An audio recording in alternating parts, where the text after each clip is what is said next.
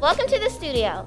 You're listening to Willow Waves, a student-produced podcast where kindergarten through 6th graders explore interests, promote solutions to global concerns, and communicate about everything related to our social and emotional learning. We aim to amplify voices, share knowledge, and encourage conversations. Visit us at willowspringses.fcps.edu to learn more and subscribe. Join us as we explore our diverse and dynamic world of elementary education. An ocean used to be a peaceful place, a place where everything was how it was supposed to be. No pollution at all. Well, not anymore. Every day, around 8 million pieces of plastic find their way into the ocean. About 100 million marine animals die each year because of plastic. The plastic can also make its way up to the food chain.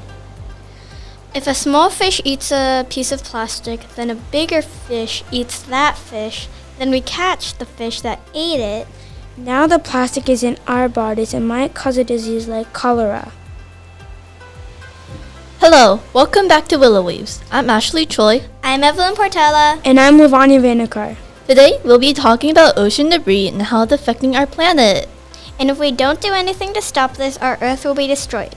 Today we have a special guest here to join us. Miss Shelby O'Neil from Salinas Valley, Arizona. She's a student at the Department of Environmental Science, Policy, and Management. Thank you so much, Shelby, for being on our podcast. Let's get started on the interview. How does all the plastic end up in the ocean? Right, so plastic has a lot of ways in ending up in the ocean. I come from a non-ocean community, so basically really inland California, and a lot of my peers would use plastic and not understand how natural systems can take plastic to the ocean, like wind, animals can even carry plastic, waterways. So there's a lot of different ways in which plastic can end up through just natural systems, and also just sometimes people just throw plastic in the ocean as well. So there's multiple ways in which plastic can end up through humans and the natural system. How many pounds of trash have you collected in the past 6 years? Yeah, so I personally have collected a lot of trash through beach cleanups, and Junior Ocean Guardians host beach cleanups here and there.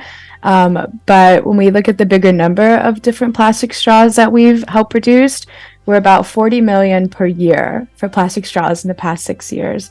So it's a lot of different items and plastic straws, plastic stir sticks throughout the years. What's your goal for the No Straw November project? So my ultimate goal for No Straw November is to have people be more self-aware of their actions. A lot of people use No Straw November as a time to be like, you shouldn't use a straw, and be really mean towards other people for using a straw. And I really want people to be self-aware that some people medically rely on straws, and that's okay. And whatever you need to use a straw for, just kind of think of, is it worth this plastic item if you medically don't need it? And just to have people be more self-aware of their actions, because I hope when people understand the issue of plastic straws, then they start to look at plastic bags and some of the bigger items that are made out of plastic. So No Straw November's hope is for people to have a starting point in understanding plastic. So what is your hope with the No Straw November project? Yeah, so basically it is to just have people be more self-aware, and just also to give a platform for different companies who might kind of want to start being more environmentalism focused and not really have an idea where to start, because they start seeing a lot of different consumer demand for them to be more plastic free. So I've worked with a lot of different companies and organizations to have them start their sustainability journey through an easier item like straws. What encouraged you to start Junior Ocean Guardians? So like I said, I'm from an inland community, so very agricultural. My high school mascot was a hay baler, which are people who bale hay, if you don't know. But I grew up in an area that was very much never really focused on the ocean. People would go to the ocean for like a fun vacation or just a fun weekend getaway, but there was never really thought in ocean education, especially inland communities. So I wanted to start Junior Ocean Guardians to help bridge that gap for people in my community and around the world. Did you ever think that your company would grow this much? I had no idea. So I started Junior Ocean Guardians for my Girl Scout Gold Award, and it was primarily just for people in my area, and I create an activity book that I still use today for people to understand plastic. But I never expected to be so involved, and see it grow so much and people have so much support for it. When did you start Junior Ocean Guardians and the No Straw November project? Yeah, so I started Junior Ocean Guardians when I was in high school, and I'm now graduating college, so that feels like a lifetime, a lifetime ago. But I started it when I would like to say 15, and it was main goal was to just help people understand it, and then I'll understand the ocean a little bit better. And then I created No Straw November when I was going out to classrooms and talking to kids. I didn't really have a way for them to do something that was tangible and for them to get involved in a project within Junior Ocean Guardians yet. So I was like, oh, I want to create something that's a little bit more accessible for people to do just every day, for people to understand bigger concepts. And that's where No Straw November was created. Would you say starting younger is like easier or harder? I think you can go either way with it, truthfully. I think being young in the environmental space is an amazing opportunity. And I was very blessed and privileged to have a lot of people listen to me when I was super young. And I think when you come into these different places and organizations from a young perspective, they're more curious to see what you have to say. So they give you a lot more space to talk about it. And then the negatives are, of course, people being like, do you know what you're talking about? Are you sure? Kind of people just really pinning your age against you. And by this time, I'd started Junior Ocean Guardians. I had been working with the Monterey Bay Aquarium for their teen conservation program. So I'd gone through the ringer for education and training and really understood these concepts. But it was really hard for these older people to really grasp the understanding that I knew what I was talking about. So it can go either way, but I think it's ultimately fun to do it when you're young. Did anybody ever discourage you when you started the Junior Ocean Guardians? Yeah, a ton of people. Thankfully, I was very passionate, and I still am about Junior Ocean Guardians and plastic pollution. Throughout high school, I was lovingly referred to as the straw girl because people would just, that was the easiest thing for people to tack on to me. So I was like, okay, sure. Yeah, I am the straw girl. What about it, guys? I'm doing something that's cool. So there's definitely some haters, but haters gonna hate. What is the biggest problem you faced during your research? Yeah, the biggest problem I faced a couple. I think one of the biggest ones is people using the straw movement and the straw platform to spread hate to others, and having people be really mean towards people who have disabilities for using a straw when they medically require one. And that was never the goal when I started. And I think a lot of the times, the environmental movement and different things that use kind of these key items like straws has like the ability to be a little bit ableist and not inclusive into other communities. So that was the biggest kind of curveball that I didn't expect for people to take and run with because that was never my intent. Yeah. Fix that problem, or is it still going? I would like to believe that I've hopefully made it very clear, at least from my end of Junior Ocean Guardians end, that hate is not tolerated. And my second year of Junior Ocean Guardians patch program, because I have a patch program where people purchase a patch and it goes towards a different organization that we partner with for the month of November. My second year was to help build a more inclusive boardwalk for one of my favorite animal sanctuaries. And that was kind of hopefully giving back to the community that I had not purposely impacted. So I like to believe that people are being more inclusive and in the straw movement, but it was a lot of people had to unlearn that hate that they had established because they just saw straws as the ultimate enemy when realistically people are people at the end of the day and you should just be nice to everyone. Yeah. Did you ever?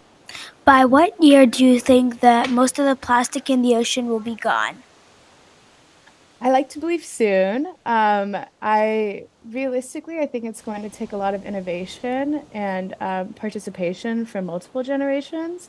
But I hope when I am having a child at any age, whatever age I choose to have a kid, that the plastic in the ocean will be more limited. So I think that it's a long journey we have because it goes throughout the different food chains and then it ends up back to us. But I think a plastic-free future where we eliminate plastic going into the ocean, first of all, is a lot more achievable.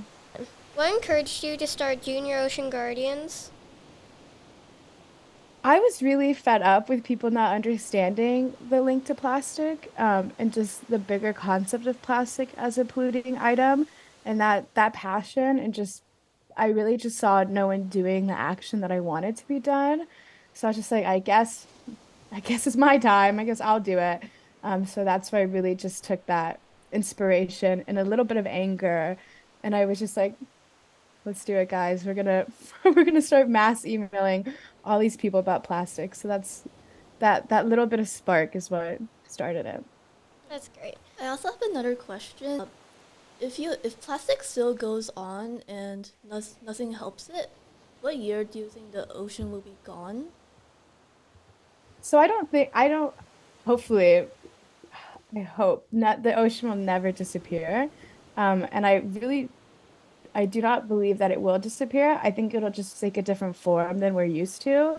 So right now it's like this glorious, free-flowing entity that we have to protect. And I think we wouldn't lose the ocean per se. I think it would just be a little bit more cluttered with items, and it would be taking over a lot more places. So, like, we have Venice, that is very much an ocean city where, they take the canals and everything. I think places that like that would really shift, and would be covered in more water, whereas other places would lose more water from the different sea level rise and ocean acidification. So, I don't think we would lose the ocean completely, but I think it would definitely be a different ocean than we know now. And that can change in like multiple things.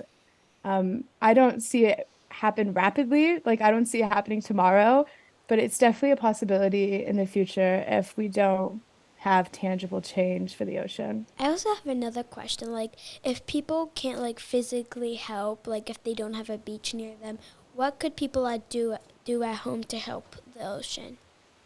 Yeah, that's a perfect question. What I try to encourage people to do is to just kind of have this educational moment and learning moment about plastic. Really, really look around your surroundings and be like, how can I personally help the planet? And then once you understand your own personal contributions, I think it's the perfect opportunity to help educate your friends and family. And then once you kind of start this establishment of education, then you can really turn to be like, hey, well, if I'm not polluting, then who is polluting? And then you start to learn these bigger systems of different supply chains, these different companies who pollute a lot. And I think just kind of understanding the cycle of it starts with you and how, and it can also go up into these different corporations and governments and just holding people accountable. So I think starting with you is perfect. And then kind of looking out and be like, oh, why do I see this brand of bottle everywhere being polluted? And then you reach out to them. Yeah. Okay, one more thing. What words of encouragement do you have for little kids who might try to start a little thing like you did? Yeah, well, I definitely always tell young people to continue your passion and always do what, you're very excited about. And I always encourage them to do that. But I also really want to emphasize that you should enjoy being a kid and enjoy being young. And it is very important for it to have young people be part of it, but also to enjoy their youth and hold the older generations accountable who are in charge of it. So I think finding that balance of not stressing too much is super vital because you guys are obviously amazing change makers already. And you don't need to have like a major social media following as a child to prove that. I think it's just enjoying being a kid and using that wisdom that you have to inspire other people of different ages. Yeah, I wanted to say one more thing. If you could say one thing to the world, what would it be about ocean? I would tell people to be kinder to the ocean and include the ocean more in their mindset. And I guess I would just give like a plea to save the ocean in a way that is more impactful for everyone because everyone has different relationships with the ocean. And I think just understanding that that is the one connecting thing we all have as humans is the ocean. I know that wasn't one thing, but I would I would hopefully, if I had time to prepare my one comment for the world, I would get it something like that. Thank you so much, Shelby O'Neil, for joining us today on Willow Waves. Of course, thank you for having me.